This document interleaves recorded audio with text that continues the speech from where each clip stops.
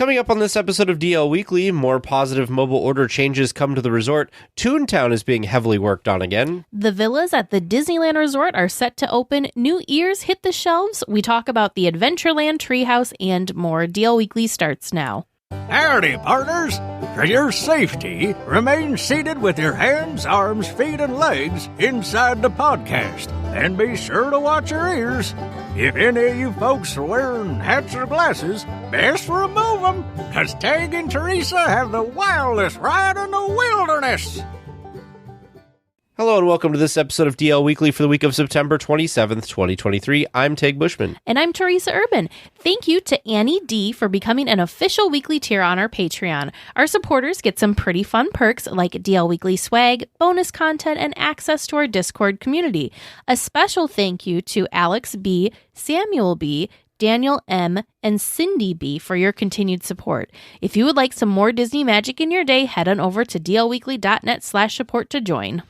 Well, if you enjoy listening to the show, please consider rating and reviewing the show on your podcast app. It helps other Disney fans become weekly tiers and part of the community. Now let's get to the news.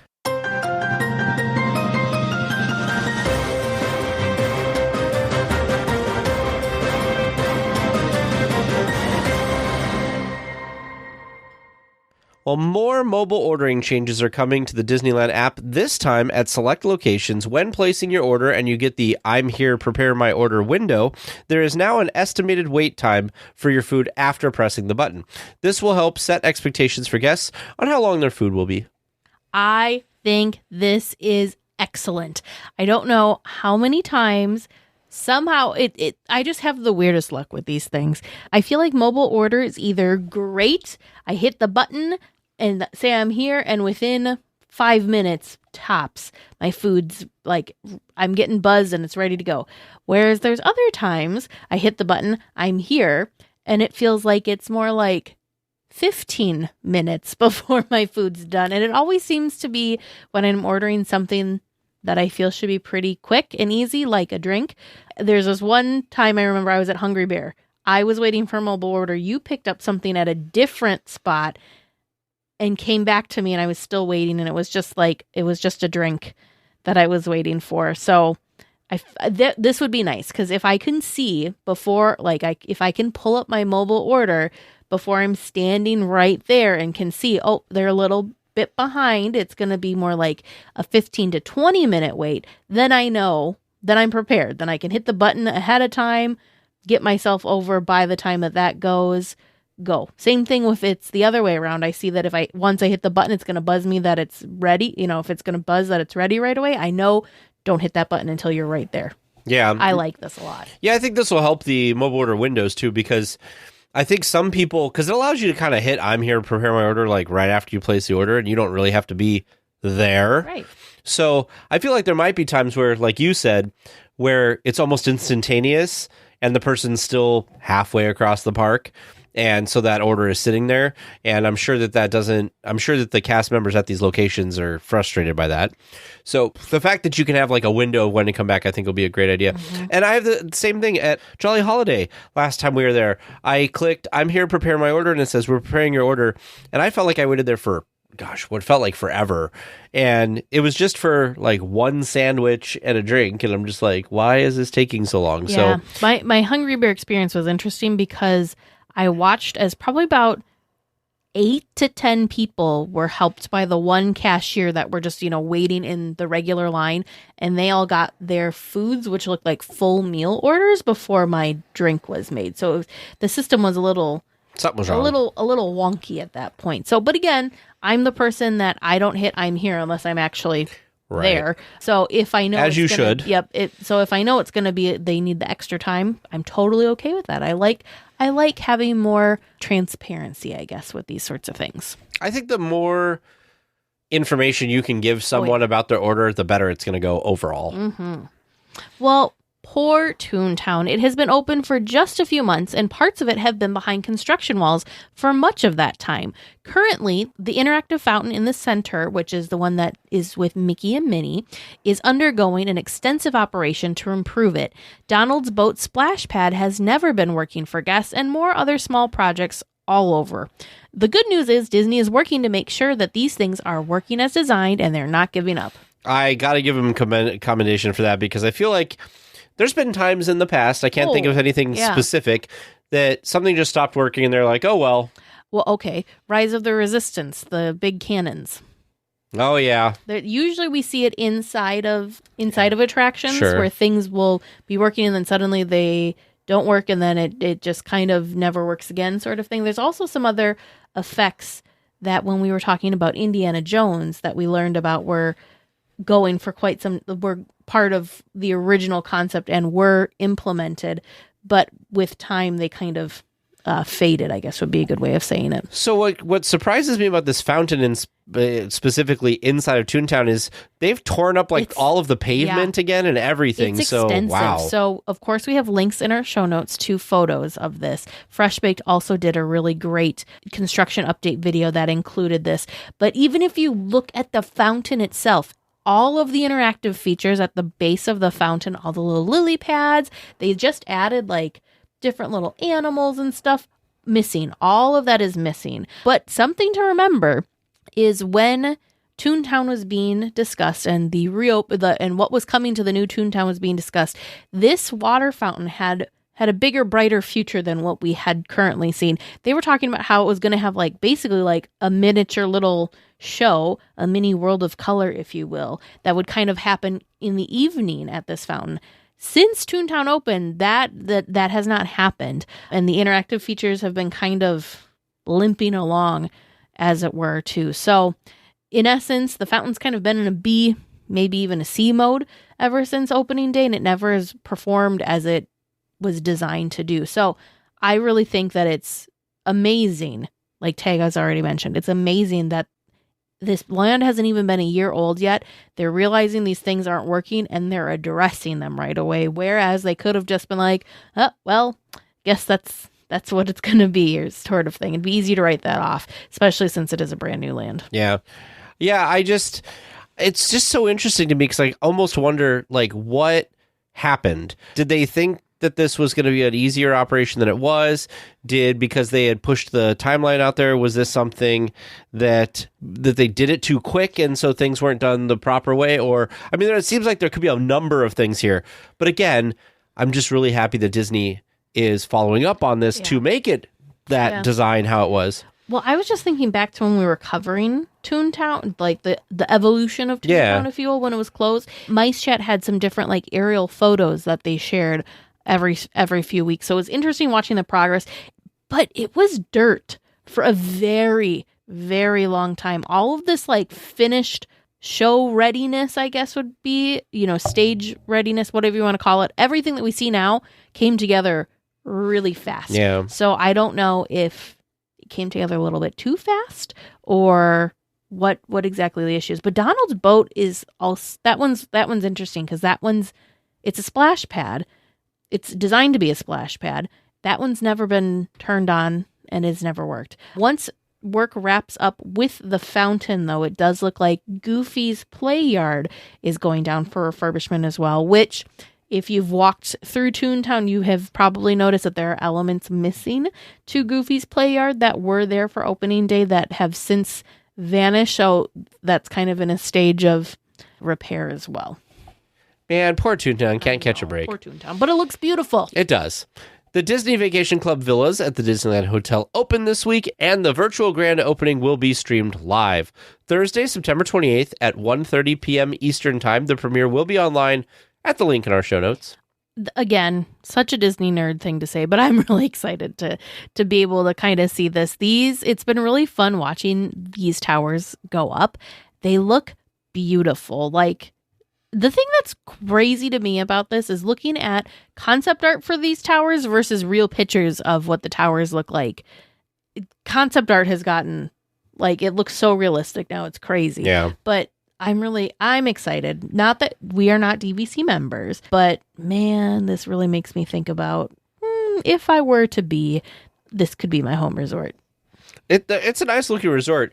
Again, for me, I feel like the cost of DVC is just still a little bit higher than I want to pay. But for the people who can afford it and who want to do it or are members and want to be closer to their home park. If you're listening to this podcast, you're probably a Disneyland fan. That's kind of like your home park. I feel like this is good. They look gorgeous. Is that actually a part of the thing? So I'm looking at this concept little thing. It looks like there's like a little Tinkerbell on the side. Oh, yeah. I don't know Have if the we seen Tinkerbell's that there or not.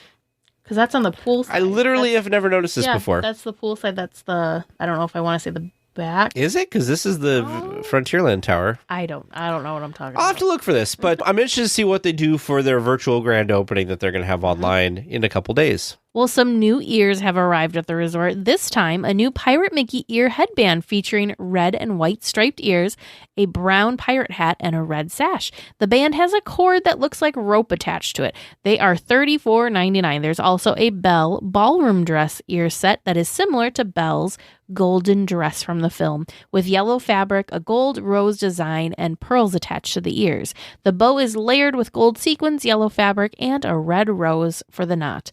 These are also $34.99. These look kind of cool. They're very kind of intricate.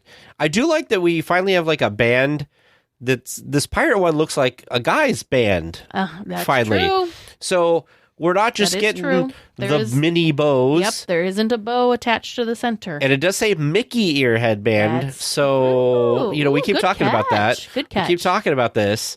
So I'm excited that we're finally getting some variety for the guys because there's a ton of mini ears out there. There are a ton. Do you see yourself, or either of these things that you would strike your fancy? Gravitate more. I really like the look of the Belle ballroom dress ears just because of the detailing on them. I think it's really fun. They really did a nice job kind of capturing the essence of Belle's yellow ball gown.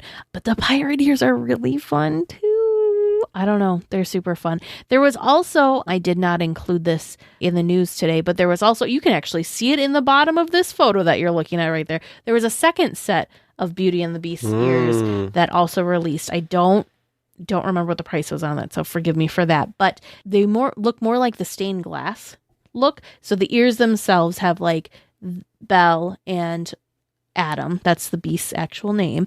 As a human, yep. As a human, like a close-up of them dancing. And like I think there's the rose. They do light up as well. And then instead of having a bow in between them, it's just kind of lined with faux rose flowers. You know what else I noticed in one of these photos? Same photo that you saw that other one in. Look at how not long this tag is. Yes, the tags have gotten short. I don't know when it happened, but it was a beautiful, wonderful day when it did happen. The old ones were ridiculous. The hats too. Like they were a mile long. It was funny because I was actually in my room where my ears are displayed, and I was looking at them. I have some kind of hanging on the wall. They're flat against the wall, and then other ones that are kind of like books, on a bookshelf. And I was looking at both sets, and and I'm also a nerd. I don't know why I've done this, but I have them displayed in the order that I got them. That's cool though. The fact that you remember that. So I kind of try to keep them in the order that I got them. So it's funny looking at both the wall and then like also the little hanger thing that I have on the side. Did the tag progressively get longer? No. It was short and then bam, it was long. And then I was looking at it the other day and I was like, that was just weird. Like, why did they do that? Like, and it was just this period of time that they had super long tags. But yeah, recently they shortened them up. The same thing with like even like the t-shirts and stuff because they started putting the tag on the side, and they were crazy. And they were also crazy long. Well, changing gears here a little bit, calling all inline skaters in the Southern California area, Disneyland has posted an open audition for inline skaters who are available at least 3 days a week for a new experience coming to the resort. Interested applicants can apply at the link in the show notes. There's also a link here that has a video of the type of things you are expected to be able to perform. I'm curious about this. Let's pause for a moment because I want to watch this demo to see if we can get any more like info. So we just watched the skater demo. My first thought with this was, well, the Christmas Fantasy Parade has the ice skaters that are on inline skates, and I believe there's also some like skiers that are on skates as well. So I was thinking, is this maybe just something that they're putting out there that's not something different? But the actual posting calls it a unique a quote-unquote unique new experience coming to the Disneyland Resort, which then makes me think it is not the skaters that we have seen. It's not the ice skaters, the snowflake ice skaters, or the skiers from the Christmas Fantasy Parade. I don't know. Do you have any thoughts? I'm perplexed by this. I don't know what this will be either. However, I'm looking at there's 14 open things, and I'm looking at this. So there's like Asha and Flynn Rider and Bert they're looking for. Oh, sure. Mulan, Pocahontas, Moana, just characters in general. Miss Marvel, Town, Jin Lee, Joe Gardner. I don't know if we talked about that one before. There's Miriam, Pura, and Abby. I think, are those the friends or whatever? Yep, they're from the inline skater, parade dancers in general.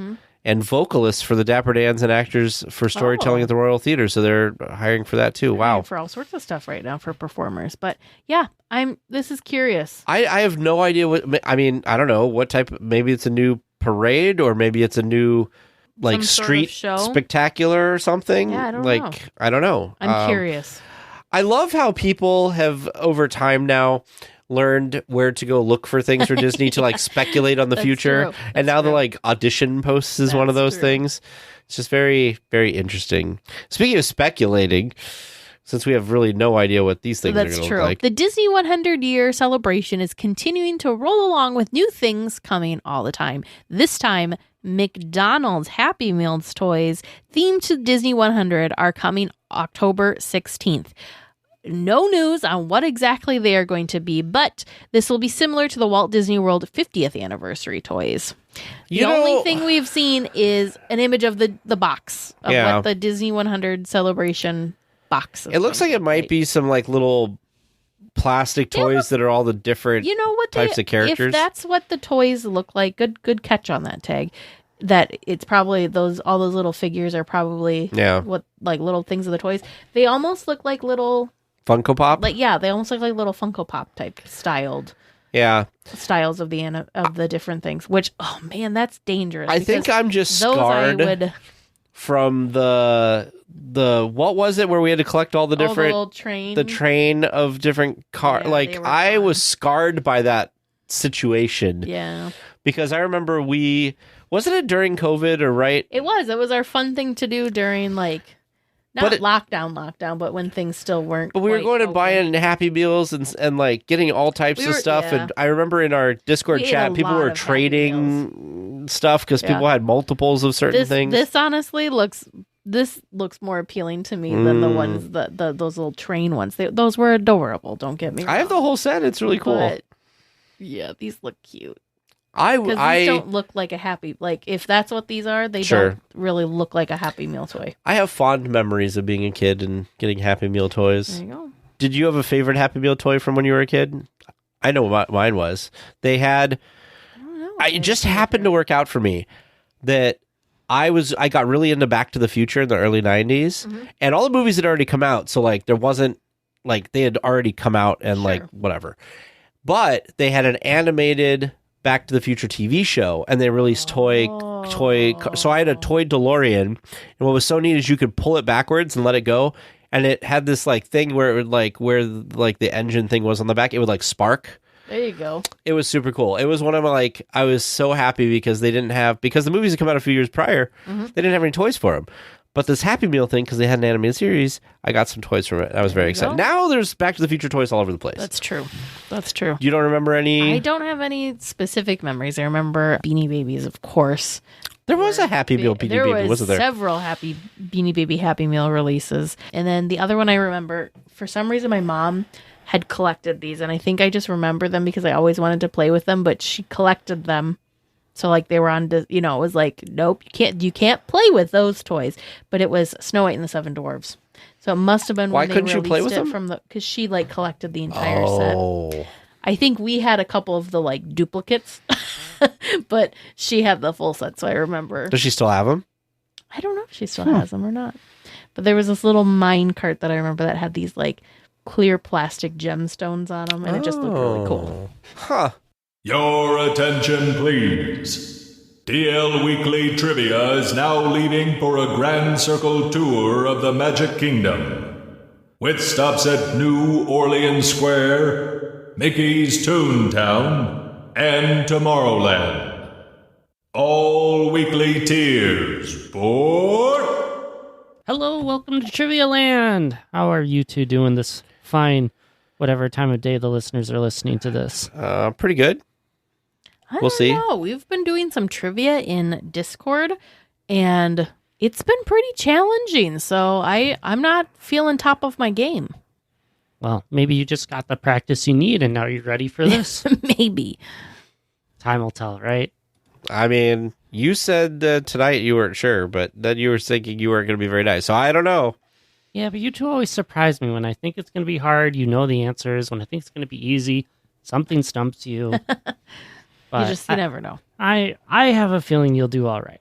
Okay. First question for you. What is the name of the training program new Disney cast members go through? Isn't it Traditions? Yeah, traditions. Traditions, they say confidently. Well, I mean, I didn't say it very confidently, but I think it's Traditions. Well, we'll go with it. Question number 2, true or false? Walt Disney dropped out of high school and served in the Army. True. Ooh. See, you're giving us two things there. You're saying he dropped out and went to the Army. I'm going to say yes, because I think he went in the Army and he was a postal person. He was in the Army. Or but a I don't medic or remember if something. He dropped out of... Did you say high school or college? High school. Ooh. I said true. I feel like it's true. Yeah. Going with true. All right. Question number 3. Both these next questions, I can thank touringplans.com for the data. At least as of 2019, which attraction at the resort has the lowest hourly capacity? The lowest capacity. As of 2019, As of 2019. Let's think. Dumbo? the subs has a really low... Or Casey Jr.? I think Dumbo has less than Casey Jr. Lowest hourly capacity. I'm trying to think of something that has like... What about Luigi's? That one seems pretty...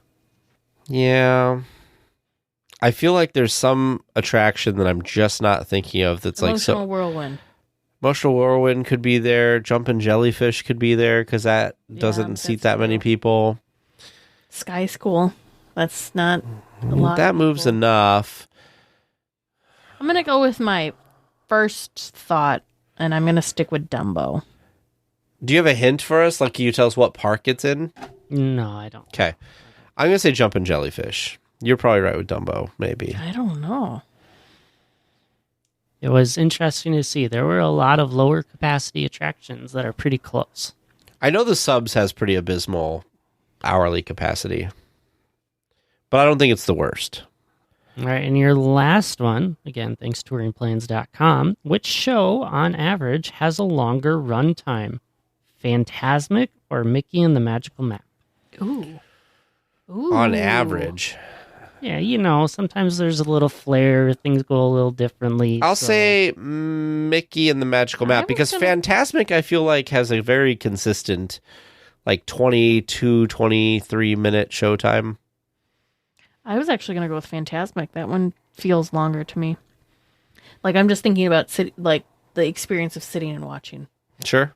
Ooh, a house divided. I think that also is because Mickey the Magical Map, when it was playing, you could kind of show up whenever and sit down, where Phantasmic, you're always hunting for your seat forever, and so it felt like you were there longer. Oh, no, I'm thinking like the actual show itself. Okay. And like how many different songs there are. I mean, you could be right. We'll find out, I I guess. could be very, very wrong. You could. But maybe some listeners are screaming right now at you, telling you that this is the right answer. But we'll all have to wait until after the discussion topic to find out for sure. For this week's discussion topic, we thought it would be a wonderful time to look back and do a deep dive at the Treehouse in Adventureland. Now, the Treehouse has gone by several names, but with its new reopening date approaching, as in fall 2024, we feel like it could be any time now. We wanted to kind of take a look back at the history of this beautiful Adventureland icon. So the Swiss Family Treehouse, that's how it started. That was the original, yes. That's the original. I remember this, and actually in Disney World, it's still the Swiss Family Treehouse out at the Magic Kingdom. So this opened in 1962, so it's been around for quite a long time. I'm sorry. This is wild to me. Okay. Some of this information we will have notes in our show notes for, but some of the other information, I'm actually sitting here with my copy of The Nickel Tour, because if you have this book or if you've seen this book, A, it's beautiful, but B, it is filled to the brim with so many good facts about Disneyland. So they have a portion on the Swiss Family Treehouse. I did not know this until reading this page. What made you look in this book, by the way, for this? One of these articles referenced it, and I was like, oh, I never thought to look. Like, I've looked at this book a million times, but for some reason, when I'm doing research for our deep dives, I don't think to pull it out. Don't ask me why. But anyways, this was a really interesting fact. The first actual roots for the Swiss Family Treehouse went into the Disneyland soil January 17th, 1962. And just 10 months later, November 18th, the tree was unveiled in Adventureland. Is that not wild? I mean, back in the day, man, they threw things together. 10 months. This tree house has been closed for years at this point for them to I mean, that's just crazy. And how many years has it been standing if we do the math now?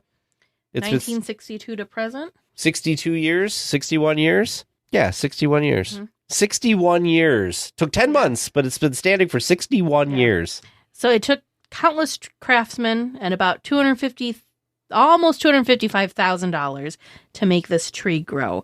The steel limbs are covered in concrete, and the roots, how far do you think those go down into the ground? Oh, that's a good question. 20 feet? 40. Oh. 40 feet.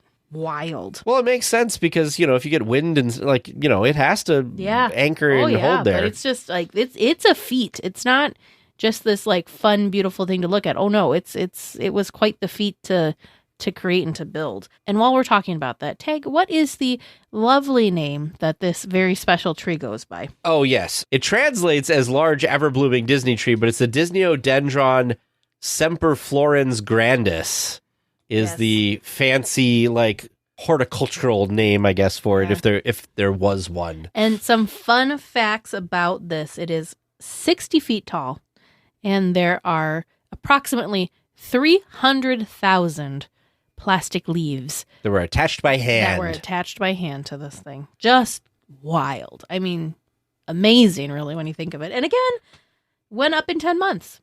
Yeah. So the Swiss Family Treehouse is themed after the Swiss Family Robinson movie from 1960. So it was just a couple years later they did this treehouse, and I have fond memories of my first visits to Disneyland and it being the Swiss Family Treehouse before it was, which we'll talk about in a little bit, before it was rethemed, and then the first time, and now it's being rethemed yet again. So this thing was kind of a marvel. One of the things that I remember about this was the fact that it had, which is also returning in its latest incarnation, is it had this amazing water wheel with all of this, these little canisters and stuff and a lot of movement and a little waterfall.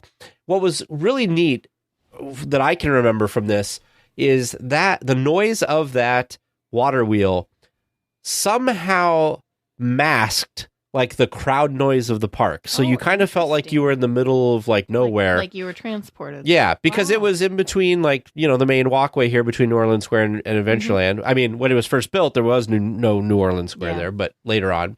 And the kind of jungle area, which of course on the backside of it for the longest time was the Jungle Cruise, which when Indiana Jones moved in, the queue for that ended up taking up that space. But so it's been surrounded by a lot of different stuff over the years for sure.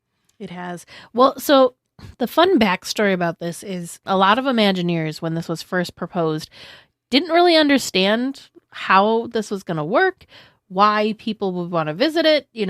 Basically, they're looking at it thinking it's going to be a waste of space and money. No one's going to want to climb all the way to the top just to turn around to climb all the way back down, which I know people who feel that way. I was going to say, which is, valid. But as usual, Walt was right with this decision, and this was a very popular attraction when it first opened. And even the thing that was even crazier was the adult tree climbers outnumbered the children. It was 3-1 or something. Oh, wow. That. So adults were more excited about this tree house than the children even were. Well, and one of the things that I really still like about the treehouse in any form that it's been in is the views. Yeah. We have a link to a Yesterland article here, and they have a view from back in the day of the Rivers of America and the Haunted Mansion kind of off in the distance, which, looks a lot different then than it does now. But also, the jungle had not grown up 100% yet. It was less than 10 years old at this point. Oh. And you could see into the Cambodian shrine area from the tree. Look at that. Yeah, so that's really cool. It provides a really unique perspective on the park. Yes, definitely.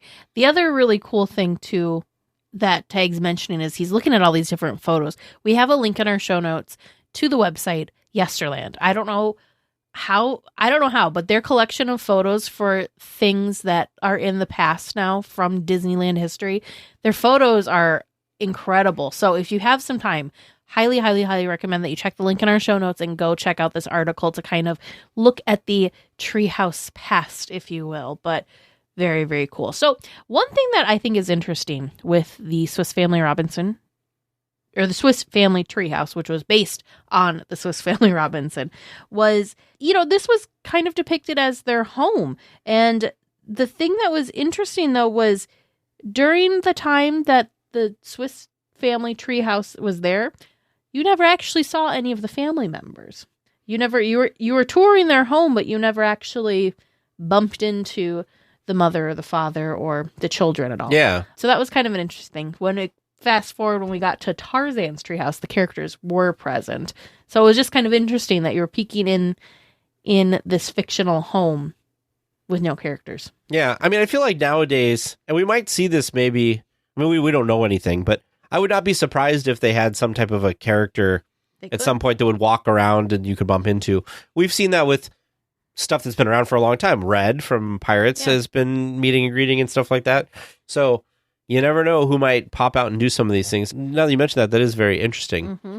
Do you have more? Yeah, just to kind of talk about the treehouse a little bit more for those that didn't ever get to experience it. When you climbed up the treehouse, and by climbed up, I mean you just took the staircase up. There was no actual climbing of the tree. But you were greeted with a series of scenes inside the different huts that kind of showed how the Robinson family created the house out of a wreckage and salvaged from their ship. So ground level was like a kitchen and library, and then guests worked their way up to mother and father's room, then climbed all the way to the top floor where the boys made camp. And a crow's nest. Yes.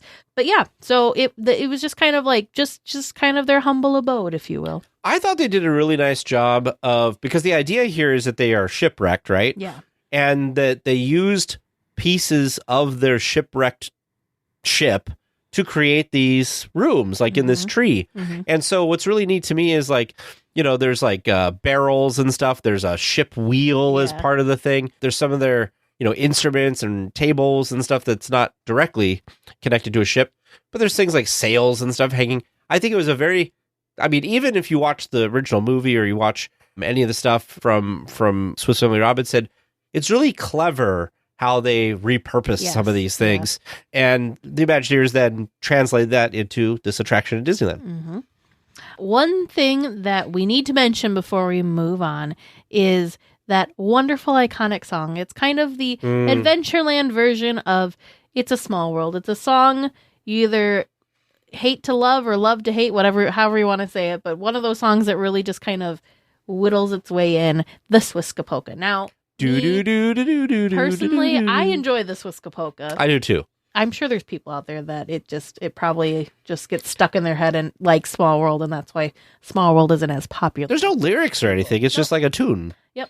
It's fun. Yeah. It's a fun, bouncy, uplifting. Do you think there'll be that or something similar in the Adventureland Treehouse? Oh, yeah. So there would be like a revolt if there wasn't. Okay, so in early 1999, the Swiss family was evicted from the treehouse for it to be rethemed to Tarzan, which was an animated feature that had just come out in the last few years. Now, I've heard, I don't know if this is substantiated anywhere, like in print, but I heard through different people we've talked to over the time we've done this podcast that this attraction was actually going to close, and Tony Baxter... This attraction was like on the chopping block to close permanently and demolished.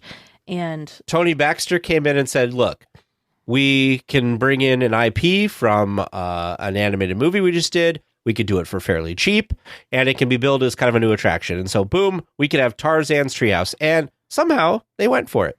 They did. And I'm glad they did, because my memories, the first time I went to the park, it was Tarzan's Treehouse. I never got to experience the original Swiss Family Treehouse. So I really enjoyed this. And the thing that was different, the main difference, besides a different story, was this told the story of Tarzan while you walked through the different rooms. So you actually, the characters were present. They were fiberglass characters. So kind of like the Sleeping Beauty Castle walkthrough where you get the Sleeping Beauty story as you walk through. Okay. Kind of like that. So when you walked through, you actually saw the characters in the different rooms, and there was little plaques that kind of helped bridge the gap and tell the story of Tarzan. I thought it was really interesting, and there was all sorts of different places where you could stop, and maybe if you couldn't see the characters, they would have music that represented the different characters or scenes. But I thought it was really interesting. The other thing that I really enjoyed, as you all know, because we talked about the demise of this recently, was they added a new way to get into the tree. They added this kind of like stump on the opposite side of the walkway from where the base of the tree was. And so you'd go up the staircase in the stump, you'd walk across this little rope bridge type thing, and then you'd continue your ascent into the treehouse. I thought that was so fun.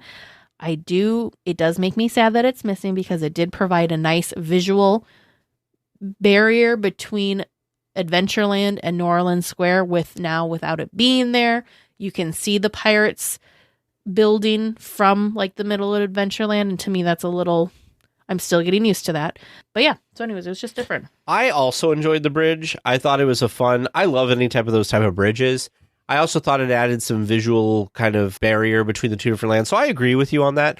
However, we'll get to this a little bit, but one of the rumored reasons that the treehouse closed was that there could have been some structural issues with it that needed to be addressed. And I saw somewhere that was talking to an engineer who said, when they originally built the tree, it was meant to be a freestanding thing. And so when you add something like this bridge, you're putting different forces on the structure, which can cause some structural issues. So it's possible, again, I don't know, I've just seen rumors, that the bridge actually put some stress on the structure that it was not designed for. And so one of the potential reasons that it was gone or taken out for the redo that we're going through now is because of this structure. But I really thought it was neat. I liked going over it. I know that there was a couple things we reported on shortly before it closed of some of the planks had gotten weak and broken and stuff like that. So I also remember there's this one of these fiberglass characters in the attraction had these huge fangs. And I remember more than once, unfortunate people like guests like pulled on the fangs and would break the fangs off, but they always fixed them pretty quick. I was pretty impressed with that. They did. So some fun things I was actually just reading in the Nickel Tour. So to build on the story about why the shift to Tarzan was that they actually were kind of talking about a major overhaul. In here, it explains because weather and just time had taken its toll on the leaves, the branches, and the huts in there, because it had been about 40 years at this point that the treehouse had been opened. So they were talking about adding characters from Disney's live action film George of the Jungle to the Jungle Cruise. Not to this. Yes. Interesting. Well, then later down the line, Disney animator Glenn Keane is actually showing Tony Baxter some of his early concepts for Tarzan with, his tree branch surfing ways.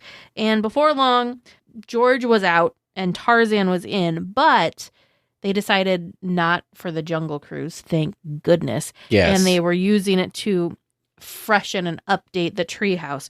So it was kind of a way to revitalize the treehouse. Again, it doesn't say if it was on the chopping block or not, but that's the rumor that we have heard. But yeah, the thing that's really interesting is Tarzan's Treehouse opened to guests on June 19th, 1999, which was actually just one day after the animated feature was released. So they opened this not knowing if Tarzan was going to be a hit or a flop. So they kind of went out on a limb, no pun intended. See what you did there. But the attraction was actually designed and built in less than 6 months. Now, of course, they had a lot of the foundation work already there, but again, it was another super quick turnaround to get Tarzan in. Where are those working people when they're redoing the thing now? I'm telling you, it's been years. Yeah. And according to the Nickel Tour, in case anyone asks, which of course we're asking, there are 192 leaves on the new tree. Oh, wow. Refreshed it. So the tree has less leaves than it did, but 48,912. That's interesting because I feel like there's still a lot of leaves on there. I wonder how many there are now that they've redone it yet again. I guess I'm sure when it opens, there'll be one of those Perhaps fact we'll things. know. Maybe the Disney Parks blog will post about it. So this was your first version of the treehouse. What did you think of it?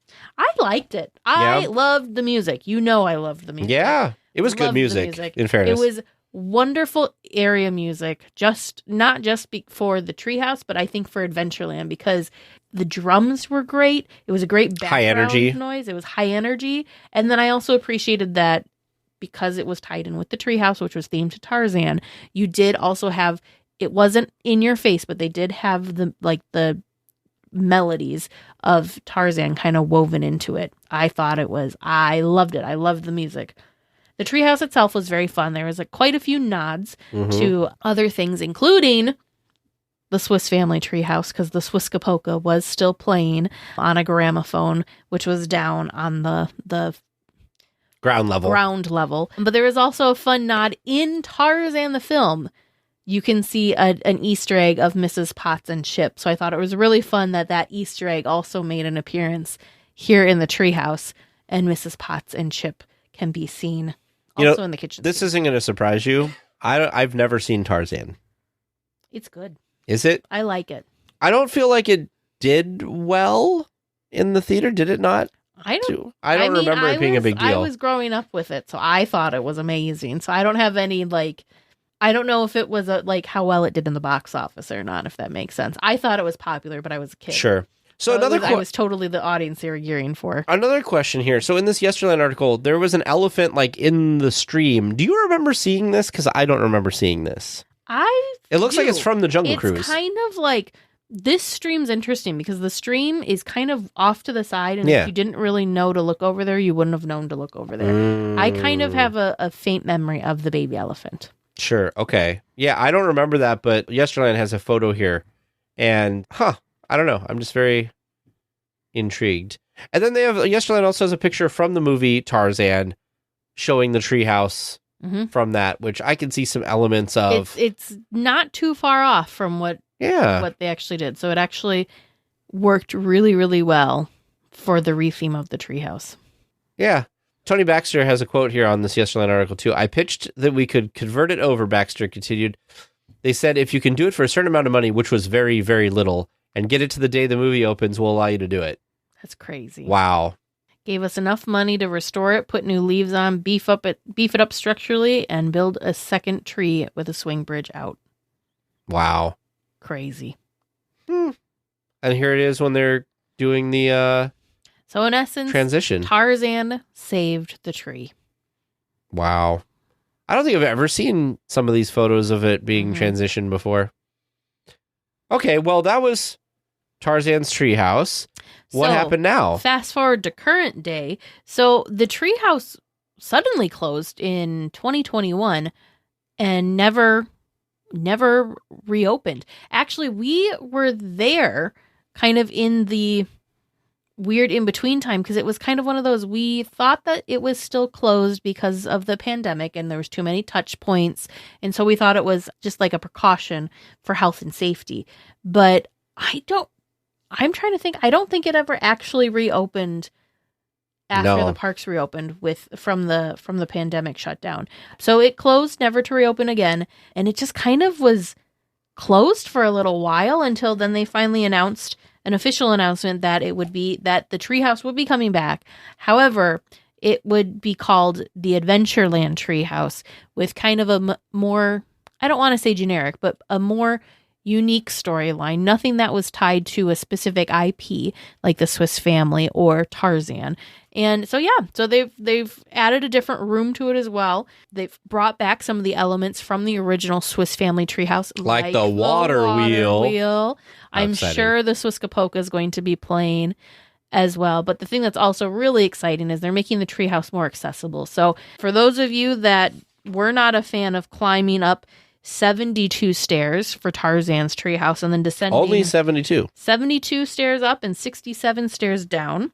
Whereas the Swiss Family treehouse had 68 steps going up and 69 coming down. It's a lot of steps. It is. So for those, for those that aren't able to adventure to those sorts of heights, they're making this more accessible, which I think is really fantastic. I can't wait for it to open. Hopefully it will be opening soon so we can check it out. I know Fresh Baked especially has been following the construction updates with it. He loves this tree. I cannot wait to see it, like the video of it opening and him finally like being able to experience it, because he's been following the construction very, very closely. I watch his construction videos, and I think if you were to time how long he spends talking about stuff, he's talked about this treehouse more than he's talked about anything else. Yeah. Good for him. I mean, he's very excited for it. I love it. I hope that I don't think this will happen, but wouldn't it be amazing if he could be one of like the first people up the new tree? I mean, that'd be really cool for him. I think he'd be really excited. Now, you ran across a really awesome photo in your research. You want to explain this? So somehow in my research, I found this print from Disney Fine Art, and it's titled Walt at Swiss Family Treehouse, because of course Walt was still alive when the Swiss Family Treehouse was open. And it's just this really fun photo of Walt he's just in the treehouse, just living, just enjoying life, and he's just kind of sitting there soaking it all in. And someone snapped a photo of him smiling while looking at the camera. I think it's such a fun photo. It's not a photo that I had seen of Walt before. Yeah, me either. So I think that's why it was also really exciting. So I didn't know that there was a Disney Fine Art website that has a ton of photos from the archives. I didn't either, but I think that's come on, how cool. Yeah, this is really neat. We'll have a link to that in the show notes as well. Hopefully this Adventureland Treehouse opens soon. I like the fact that they kind of have a lot of nods to the original idea of the treehouse. I'm sure, like everything Imagineering does, when they retheme something, I'm sure there'll be nods to Tarzan as well. And I'm glad this is sticking around. It's a very simple attraction, but you got to have a variety of different types of attractions. You can't just have thrill rides. You can't just have dark rides. You can't just have any type of specific ride. It's good to have a variety of things, and a walkthrough kind of thing like this, especially with some of the kinetic energy, which I think we've talked about a lot. Disneyland does really well when there's a lot of kinetic energy in an area, and having the water wheel and the pulley system and everything moving water around, I think is really great for that area of Adventureland. I'm really excited to see it in action, because that was something that I never got to experience, but that was kind of like an iconic thing of the Swiss Family Treehouse was the water system. Now the Swiss Family Treehouse, it was the water wheel, the little bamboo buckets, but then there was also different chutes, wasn't there? The little buckets would dump into little and take it to the different rooms and stuff. Chutes that would then would then provide all the rooms with fresh, clean water. So, and I think they're doing that again. I hope so, because if you look at the concept art, it looks like what they've done is there's a lot of little things that go to the different areas. So I'm hoping that they're going to continue that, because I think that'd be really amazing. It looks way more extensive than the original Swiss Family Treehouse. But I just remember, this is so nerdy of me, but I remember the original Swiss Family Treehouse. I would sit there and watch the water, and it was mesmerizing of how it worked. It went up and it took water. There was somewhere in here, I was just reading it a minute ago. I should have said it when we were talking about it. It talked about how many gallons of water it would bring up into the tree per hour. Let me see if I can find that really quick. 200 gallons of water per hour. Yeah, that's wild. Yeah. So I remember there's a picture on Yesterland here about it too, that it shows it pulling it out of the thing, it fills it up and dumps it into the different things. Very cool. Yeah. I'm also interested to see, because I totally forgot how to get up and down the tree. Because before with Tarzan, you'd get up in the thing. So the separate stump. Yeah. So it'll be interesting to see that. that photo of Walt is really awesome. I'm glad you found that. So, yeah, I hope you guys are excited for the new treehouse, or not the new treehouse, but the new themed treehouse. Yeah, tell us what you think about, what some of your favorite things from either the Swiss Family treehouse or Tarzan's treehouse were. And also let us know what you're excited about with the new Adventureland treehouse opening soon. Hopefully. Fall 2023. So we're when does fall end? Practically there. I don't know when the official date is. We might be lucky enough that perhaps it will open while we're there. Perhaps not. But it will be happening soon. Fall starts September 1st and ends December. Yep. So anytime between now and December, Teresa. So Yep. maybe a December trip and it'll be open. Who knows? There you go. I think it's almost there though, because it seems like I think it'll be open for a December trip. It's just I'm kind of like sitting on the edge of my seat, like, is it going to be open for our October trip or not quite yet? yeah. Because it feels like any day now it could be opening, but it could also just look that way and actually be a little ways down the Maybe road the day still. this episode drops, boom, it's Maybe. open. Who knows? Maybe.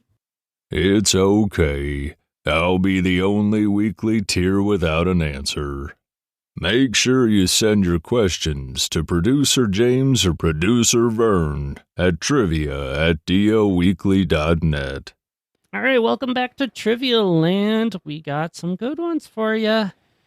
I said you were going to do pretty good this week. You did pretty good this week.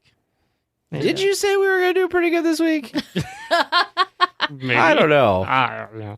It's not like we record this and someone could go back and say, I'm not sure how you're going to do. Right? Crazy idea. Whatever. You did pretty good. I'll give you that one. Well, there's hope for us yet. The first question I have for you is, what is the name of the training program new Disney cast members go through? You both answered traditions, which is correct. Yay, good job, us. This is so off topic, but I'm going to say it anyways. I don't know why suddenly Trivia Land has brought like musicals to mind, but Fiddler on the Roof. That's all I could have. Oh, stuck in my head. traditions! Yes, Traditions! what's the tradition song? Yes. I don't even know what yeah. Oh, that is a great idea. Did you know Fiddler on the Roof is coming to our I was local... gonna say, it's actually coming to our local community theater We already very, have very tickets. soon. We already have tickets. Do we? There you go. I couldn't remember if we bought them or not. We did. Question number 2. True or false? Walt Disney dropped out of high school and served in the Army. You both went with true, and you're both wrong. Dang it. Very intentionally worded. Walt I was Disney gonna say, dropped was it out of high pastor? school and served in the Army is not correct. Walt Disney did drop out of high school with the intention of serving in the Army, but he was 16 and not allowed to enlist, so he joined the Red Cross. That's what it was. Yep. No military history for Walt. Yeah, I knew it was some sort of medical, like you said, like not like front lines kind of a thing. Darn trivia guy in their wording making Yeah, things no, tough, that was right? good. Yeah, had to be very precise, But anyway, let's go on to our third question. Thanks to touringplans.com for these two. As of 2019, what attraction at the resort has the lowest hourly capacity? It was in your brainstorm, but it was not the answer you gave me. It is the Emotional Whirlwind. You had that one. Say that. Averages about 280 guests an hour. I bet you Dumbo and Jumpin' Jellyfish aren't too much higher than that. No. No. A 90-second ride where the cast members have to check each and every car door and open every car door really slows this one down. How many people per hour? 280. That's still kind of high. What do you mean that's kind of high? Compared to something like Pirates, which is with like 2,800? 30,000. No, I know, but just think of I don't know, just think of the attraction. Yeah, but you could fit 4 people in a bucket. I suppose. Yep. There's not that many buckets, though, either. There's a past trivia question. does seem where you like a had to name lot. all the characters on the bucket, and you got it right. That's true. But yes. Hmm. All right, our last question this week. I asked which show on average has a longer runtime, Fantasmic or Mickey and the Magical Map? Their average run times are about 25 minutes versus 20 minutes Ooh. in favor of Fantasmic. Woohoo! Yeah, Fantasmic, I saw numbers 22, 27, and then touring plans locked in at 25. And I'm like, you know what? That's good enough for me. For Fantasmic? There you go. Yeah. I wonder if it depends on like the mode or something. Like, it's all music. It's and all stuff. music, Never so that's mind. why I have was no very idea. confused at the different Yeah. ideas. I don't know. So someone should just go sit with a stopwatch, obviously, for both of these Fantasmic shows that aren't for the win. running right now. Right. Yeah. So, but at least trivia keeps on running. We know that's not going anywhere anytime soon. Don't. You got cancel us. 50. You got 50%, and I got Oh. 25. I mean, I guess 50 does sound better than 20. Yeah. 50%'s not a passing score. I mean, you were on the right track with the other ones at some point too. That's so true. It's not like it was just no chance. But That's if the very listeners kind of want to you, give you James. no chance, we can do those questions too. Whatever you're kind of feeling, send the questions our way. Teresa and Tag are shaking their heads at me. So maybe not. But it's up to you listeners to help us fill up our trivia pool. Our email is trivia@dlweekly.net. Well, we will be back next week with more Disneyland news and information. Until then, go out and enjoy the parks. Thank you to our editor, Sidel, for beautifully editing this episode and making sure all the show notes are posted. Thank you. Please remain seated until the podcast comes to a complete stop and the doors have opened. Then collect your belongings, watch your head, and step carefully from the episode. On behalf of all of our crew, thanks for traveling with us, and we hope you have a happy and memorable visit here at DL Weekly.